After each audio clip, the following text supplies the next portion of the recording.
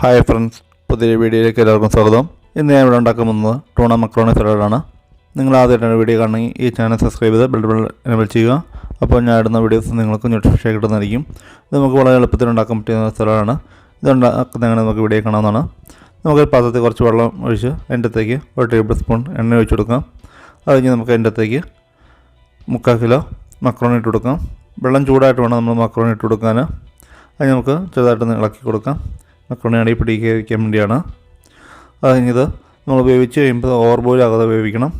ഏകദേശം ഈ പരിവായിക്കുമ്പോൾ നമുക്കിത് ഊറ്റിയെടുക്കാവുന്നതാണ്. വെള്ളം മാറുന്ന കഴിയുമ്പോൾ നമുക്കൊരു വലിയ ബേസിനോട്ട് അതിട്ട് കൊടുക്കാം.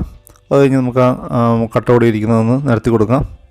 അത് കഴിഞ്ഞ് നമുക്ക് അതിൻ്റെ അകത്തേക്ക് ഒരു 3/4 കപ്പ് ഓയിൽ, 1/2 കപ്പ് വിനാഗിരി ഇത്ര ഒഴിച്ച് കൊടുത്തിട്ട് നമുക്ക് നന്നായിട്ട് മിക്സ് ചെയ്ത് വയ്ക്കാം.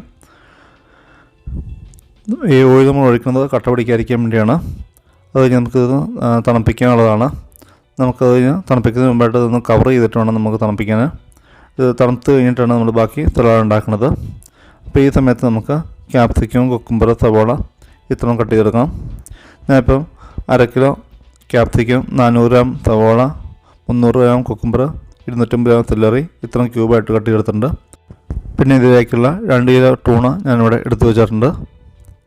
ഇനി നമുക്ക് മക്രോണി തണുത്ത് കഴിയുമ്പോൾ അതിൻ്റെ അകത്തേക്ക് നമുക്ക് വെജിറ്റബിൾസും ടൂണയെല്ലാം നമുക്ക് ഇട്ട് കൊടുക്കാം.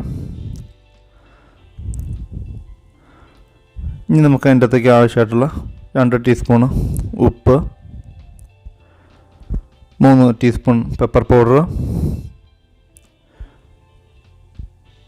3 കപ്പ് മയണൈസ് ഇത്ര നമുക്ക് ഇട്ട് കൊടുത്തിട്ട് നന്നായിട്ടത് മിക്സ് ചെയ്യണം. നമുക്ക് മയണൈസ് കൂടുതൽ മയണൈസ് വേണം. ഇപ്പോൾ നമ്മൾ 3 കപ്പാണ് ഇടുന്നത്. അത് കഴിഞ്ഞ് ബാക്കിയുള്ളത് പിന്നീടാണ് ഇടുന്നത്. നമുക്ക് മിക്സ് ചെയ്യാൻ നന്നായിട്ട് ഉടഞ്ഞു പോകാതിരിക്കാൻ വേണ്ടി എളുപ്പത്തിലാണ് നമ്മൾ ഈ രീതി ചെയ്യണത്. ഇനി നമുക്ക് നന്നായിട്ട് മിക്സ് ചെയ്യണം. മാക്സിമം ടൂണ പൊടിഞ്ഞു പോകാതെ ശ്രദ്ധിക്കണം. ടൂണയും മക്രോണിയൊക്കെ പൊട്ടിപ്പോകാതിരിക്കണം.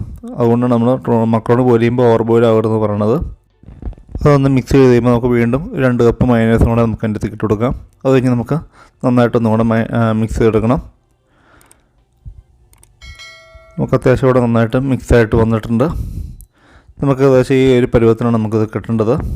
ഇത് 50 പേർക്കുള്ള അളവിലാണ് ഞാനിപ്പോൾ ഉണ്ടാക്കിയിരിക്കുന്നത്. കണ്ടമാനം നമുക്ക് മൈനസ് ചേർക്കേണ്ട ആവശ്യമില്ല. ആവശ്യമായിട്ടുള്ള മൈനസ് മാത്രം ചേർത്താൽ മതിയായിരിക്കും. അപ്പോൾ ഇങ്ങനെയാണ് നമ്മുടെ ടൂണ മക്രോണി സലാഡ് ഉണ്ടാക്കുന്നത്.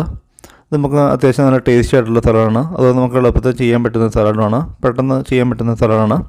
അപ്പോൾ നിങ്ങൾ ഈ രീതിയിൽ ടൂണ സലാഡ് ഉണ്ടാക്കിയിട്ടില്ല, എന്തായാലും ഇതൊന്ന് ഉണ്ടാക്കി നോക്കുക. നിങ്ങൾക്ക് വീഡിയോ കണ്ട് ഇഷ്ടപ്പെടുന്ന അഭിപ്രായം കമൻറ്റായിട്ട് രേഖപ്പെടുത്തുക. Thanks for watching my video.